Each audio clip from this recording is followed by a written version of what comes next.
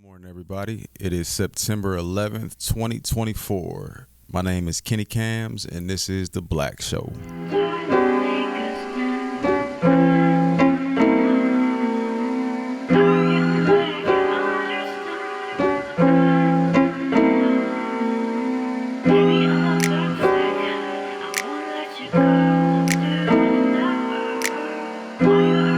How's everybody doing this morning? September 11th is always a weird date, man, because that's one of them times where, you know what they say, you remember where you were. I truly remember where I was during September 11th. And, like, it's crazy how different I thought the country was at the time. I don't even know if I was actually thinking about the country. I was so, like, a kid and, like, in my life. But I remember we had, like, in our house, we had the living room upstairs, but we also had a living room in the basement. And it's like a regular family house, so not like a living room. We had a couch down there with a TV and like some stuff down there. So I remember going downstairs to the dryer to get my clothes out. And then my dad was sitting down there watching the TV. And then he was watching from the first crash. And he was like, yeah, I guess a plane hit. But like my dad was a military dude, so he knew something was up. That's why I respect my dad so much in them situations now, like knowing what I know, because he knew something was up. And what he did was he gave my sister a plan if something popped off there of where to meet him at. And then my school was across the street, so I just had to walk home. But I was in the 7th grade, and I remember we had our classroom in the basement. I was in Miss Bauer class. We had our classroom in the basement. And then we went, I remember walking down to the basement. And this is like right in the beginning of the year. So in like 7th grade year was the year I like finally kind of matured. So I've basically looked a version of this since about 7th grade, 8th grade. So I had mustache. I had a really good summer that year. Played AAU all summer. Like, so this was like one of the years. And it was like this one cute Hispanic girl. The only Hispanic girl we had in the school was in my class finally. So like, and she sat kind of close to me. So I was super excited, man. And then I remember walking down and Miss Bauer went and got the TV. And then we saw the second plane hit. And I don't think we came home from school. I think we were in school all day that day for the most part. I don't remember if we walked home because I know the parents probably wouldn't have been able to come pick everybody up because it was a smaller, like Lutheran. It was a black, smaller private school. So like, or Lutheran school. So a lot of the parents had like jobs because they're paying tuition. So it's like there wasn't a lot of parents that wasn't working or like just sitting at home. Like everybody's parents that I went to school with was like very productive citizens and like in society type shit. So that it's just an odd day because that's one memory that's like burned in my brain, and I think that's what caused a lot of the trauma that we have as a country right now. If you haven't seen Loose Change, Final Cut. It's a documentary by Jason Bermas. And Jason Bermas is not really on YouTube anymore. They kind of like took Jason off the internet. I think he's on Rumble though now. He just started his channel again on YouTube. But Jason was younger then. But that documentary, when I seen Loose Change Final Cut, it opened my eyes to all of this, to all of how the game is being played. And just I want to give a little story about September 11th, but the main of this episode is going over, it's going to be a longer episode for sure. It's going over what I watched last night so that y'all didn't have to watch, and I wish I didn't have to watch either. So let's talk about the debate with Kamala Harris and Donald Trump. So what I'm going to do is I'm going to break down Kamala's performance, I'm going to break down Trump's performance, and then the overall of what I thought of the debate and like what do I think the American public gained or lost from this debate. So I'm going to start with Kamala Harris, because ladies first, of course. But also, I was a bit more impressed with Kamala Harris's composure and her being able to be articulate during the interview. Everything else I've seen from Kamala Harris, she sounds like an idiot. So this is the best way I put it. Kamala Harris, when she talks, she sounds like someone that was assigned a book report, read the cliff notes, and then has to give a verbal report of the book. So she didn't really read it, but like she kind of knows some key points and she's trying to like bullshit around it. as someone who was able to bullshit through school a lot, I see it when I see it because I used to do that all the time. The one thing I did notice is she was trying to get a rise out of Trump, purposely trying to trigger Trump and trying to get him to get into the character that it sheds Trump in a bad light when he gets kind of defensive and on the attack. And I'll go into that when I get on Trump's side. But the one thing that I hope people, they think these people are smart, so they think what they're saying makes sense. They assume what they're saying makes sense, and they just don't understand it. Like the common folk we don't understand what they're saying when you're hearing them talk. That the thing is, being in the educational bubble and having a little bit of experience, dealing with people like this. Kamala Harris literally said nothing during that whole entire interview. Because it wasn't a press conference, it wasn't a debate, it was an interview. They were interviewing both of the candidates and they were lobbing questions.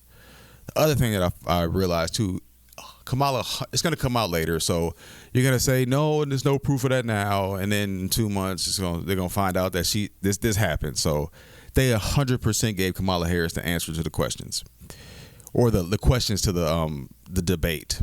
The reason I say that is because her answers were answering the question without the context of what Donald Trump just said. And it happened several times. So it happened with the abortion stuff when Donald Trump said he is 100% okay with the rape, incest, and like that stuff. Like he's okay with abortions for that. And then she still brought it up. And then when he said, like, Project 2025, nothing to do with me, she still kept bringing it up because she was going on script. So she 100% had the questions beforehand.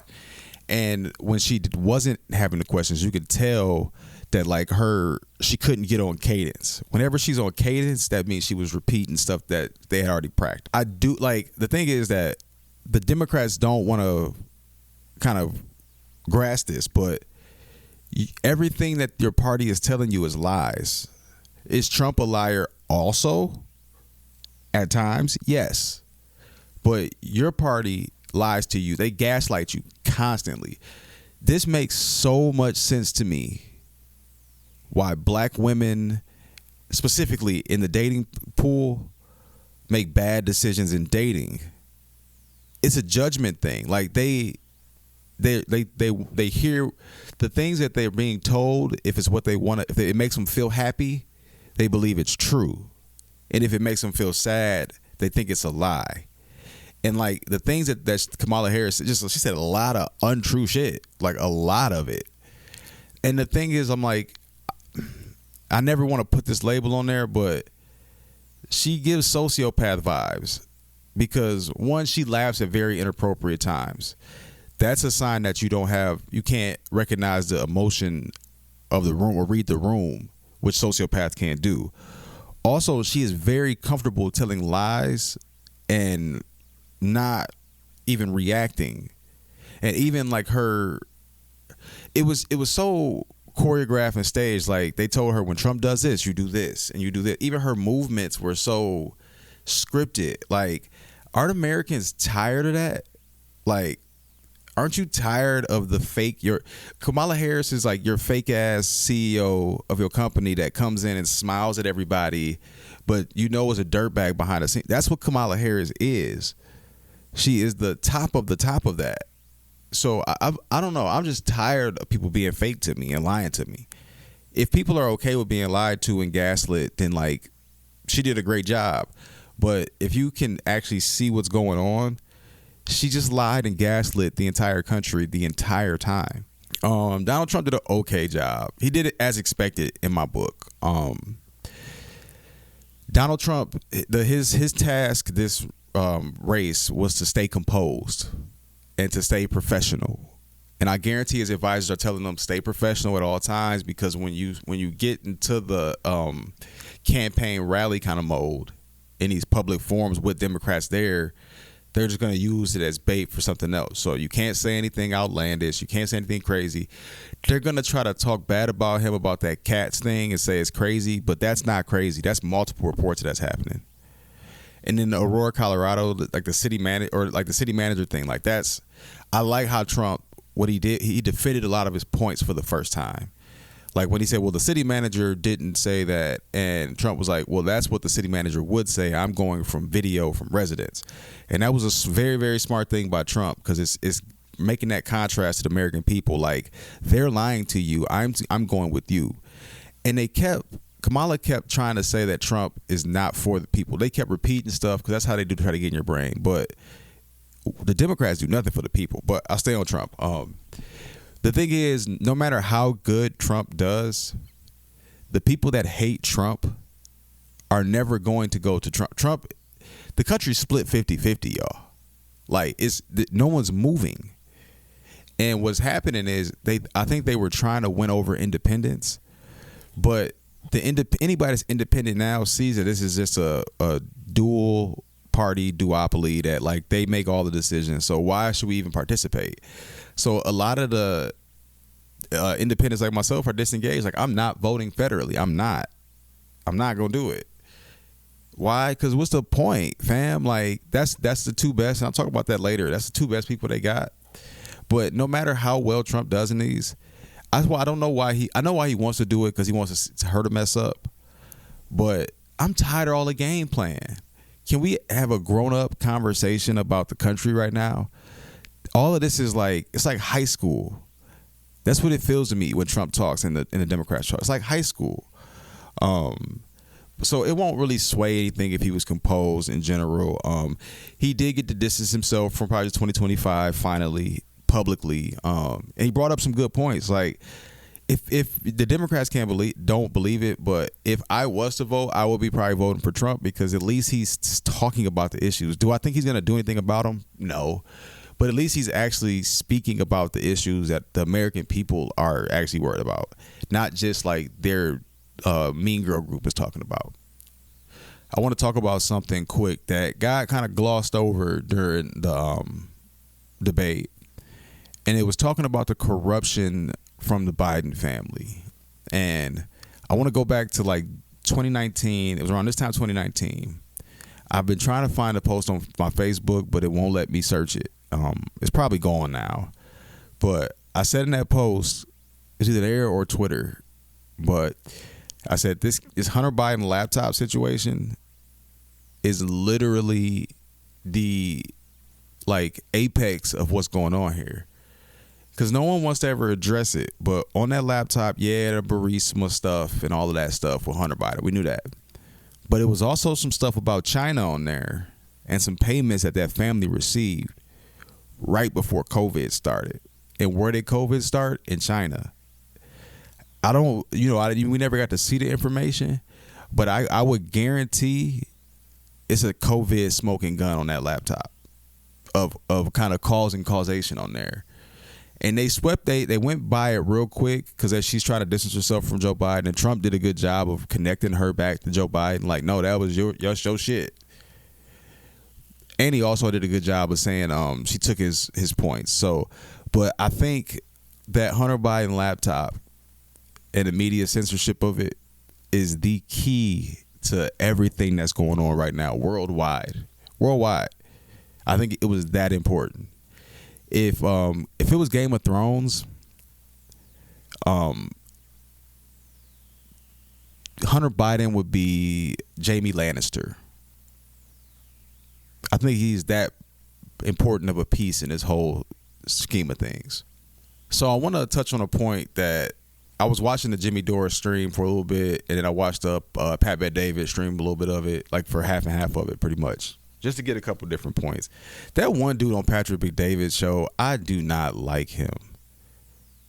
I love Tom, the younger comedian with the slick back, Pat, of course. Whoever's to the right of Pat, he is a complete idiot, bro. Like, I went to college with so many guys like him. He is an arrogant idiot. I just want to say that. But Kamala's speaking style is what I want to talk on a little bit. And just her weird energy. So Trump was for sure on Adderall. Trump has ADHD, y'all. And I can explain why. So when Trump talks, I do this a lot too. So when Trump talks, so if I'm talking about something and then something interesting comes in my brain about the topic I'm talking about, I start thinking about the interesting thing, and I'll explain that. Then when I try to go back to why that interesting thing came up, it's gone. And I saw that happen to Trump so many times. And he just does this, and then he goes to the next thing. It's hilarious to me. So Trump was also on Adderall. So don't the Republicans who do that, oh, she was on amphetamines like they did with Joe Biden. Trump, the Republicans do it too. This is big money politics. So they're doing everything. Kamala always talks like she's drunk and also on an upper. She's like she was on an upper for this one, but she talks like her slur, and it's not even a sexist thing. It's not even a Kamala's a guy that talks like this is annoying. That nasal like she talks like somebody's holding her nose when she talks. That's so fucking annoying. If I gotta deal with that for 4 years, bro, like, it's just like a.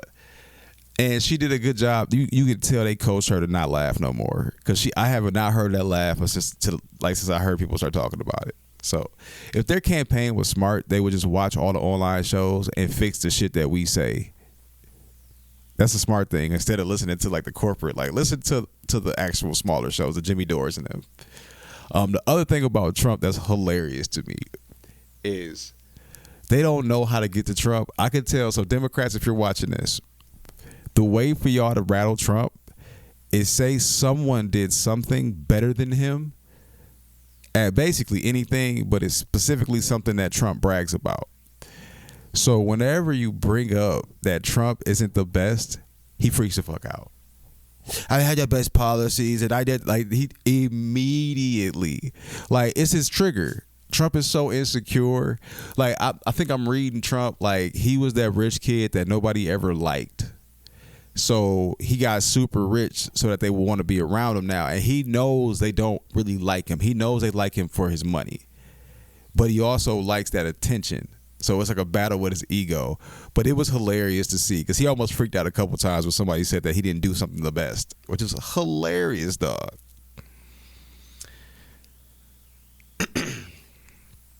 So the next part of this I want to talk about is, I hate that the Democrats try to take the moral high ground to act like they're the better people talking to the lesser people.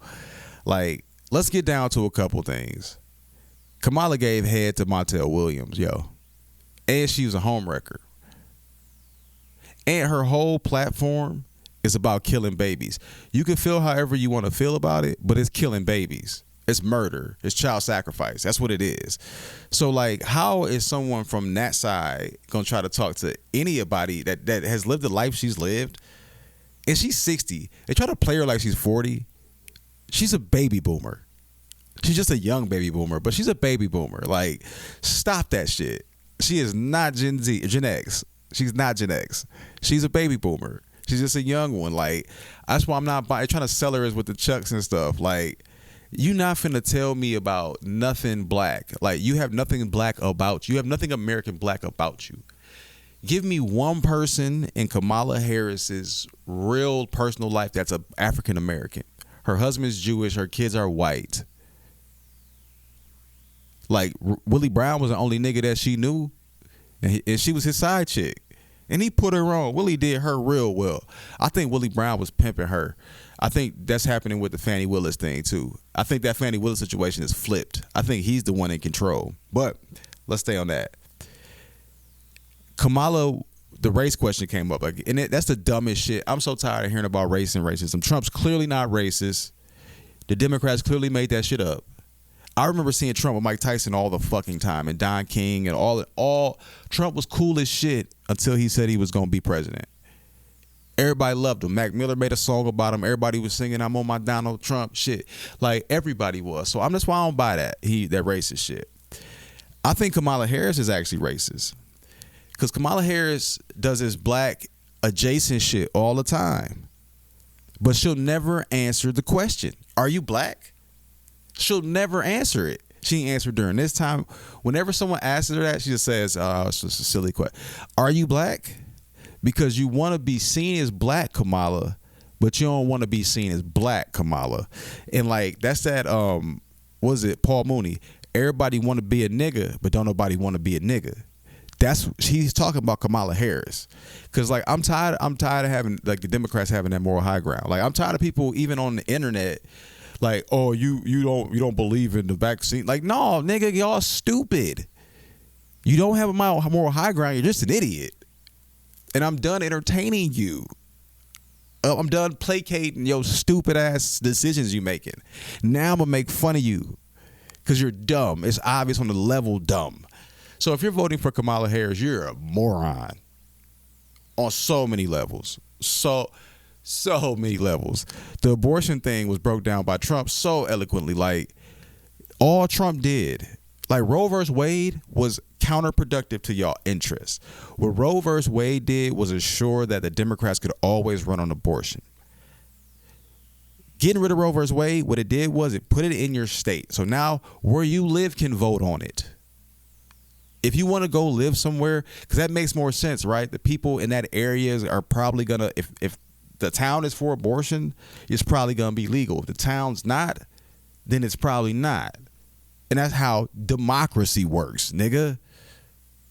Like, that's the part where I'm like, y'all, people that believe, that like vote for the Democratic, or that's all in on the Democratic Party, y'all don't understand words, logic, language, none of that shit. That's what I'm like, y'all not intelligent. Y'all might have degrees, but y'all not intelligent at all. At all. You don't get context. You don't get jokes. Like, you're an idiot. I'm sorry. I had to say it, though. I had to say it. Also, one more point about the race stuff. They keep trying to say that Trump brought up the truther birth certificate shit about Obama. He did not. Hillary Clinton brought that up when they ran against each other. Hillary Clinton ran a racist-ass campaign against Obama. And nobody remembers it. It was blatantly racist. Like, she was dog whistling the shit out of everybody because she was going for that middle class. She was trying to scare them away from Barack Obama. Like, y'all don't remember that shit? Like, the Democratic Party is so fucking racist, bro. Just because they had Barack Obama as a president, that does not wash how racist that party has been this entire fucking time. Have the Republicans? Yes. None of them like us, y'all. I don't get why black people don't see that. Like, none of them fuck with us. They're both parties are racist, warmongers. Like, they do the same shit. It's just the Crips and the Bloods, and we just the people that live in the neighborhood, G. That's all this shit is. And I want to sum this up with this. It's, however, 300-something million people in the U.S. The incompetence of both these people, because Trump is incompetent too. Trump's not smart. He just has a lot of advisors. Kamala knows nothing. She is an empty shell. The person that I wish, even with her WEF connections and her young global leaders, is Tulsi Gabbard. One, Tulsi Gabbard is fucking fine, bro. I don't know, Tulsi, if you married, I am sorry. If not, what's up? Because Tulsi's so fine. But the thing with Tulsi is she fits so many different markets. She's an athlete. She's a surfer, if y'all see her in the surfer. But she also is so articulate and passionate. And it, from what I've seen from Tulsi, it seems that she has integrity. She served in the military. Like, that's who should be our president if they wanted a woman to be president. I think Tulsi is the best candidate overall. But if they also wanted a woman, Tulsi should have been the candidate. And Tulsi, she ended Kamala's campaign the first time. That's why Tulsi Gabbard right now, they have her on the watch list for flights. That's how this shit work, y'all. Like, please get out of this fairy tale that stuff is fair and it's like, oh, everything's on the surface. How it's not. There's big money politics. I think they're gonna try to take out Trump one more time at least, or put him in jail. But they can't let Trump win. Why? If they let Trump win, a lot of them go to prison. And it won't be how they're trying to attack Trump. It'll be other DAs and district attorneys actually now have the cover of the DOJ off of them to where they can start putting cases on these motherfuckers. Because that has to get cleared up the line. And at some point in that line, it gets caught and then it gets washed away. When Trump comes in, that switches now, and people are going to be on the offense. So they're playing an end game. This is Avengers type shit. So we'll see what happens, y'all.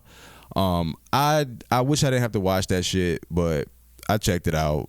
They cover a couple other topics. I see healthcare in there. None of them give a fuck about healthcare. Just neither side cares about you. So when they talk about any of those topics that pertain to you, they're gonna do whatever their corporate masters say. Both of them, or Israel says. It was the Americans gain nothing from this. I think it's gonna be a hung election. I think it's gonna be civil conflict. That's my goal. I think that's where the people that are pulling the strings, I think that's where they're trying to go to. So usually that's what happens. Hopefully it doesn't, but we shall see. September 11th, man, I love this country. I love America. I don't give a fuck how y'all talk about America. Racism, all that shit. I can only do what I'm doing now in this country. I could not do this nowhere else in the rest of the world. I am the luckiest human being on the fucking planet to be born American as a black male. I don't care what y'all say. It's Kenny Camps. I'm out. Peace.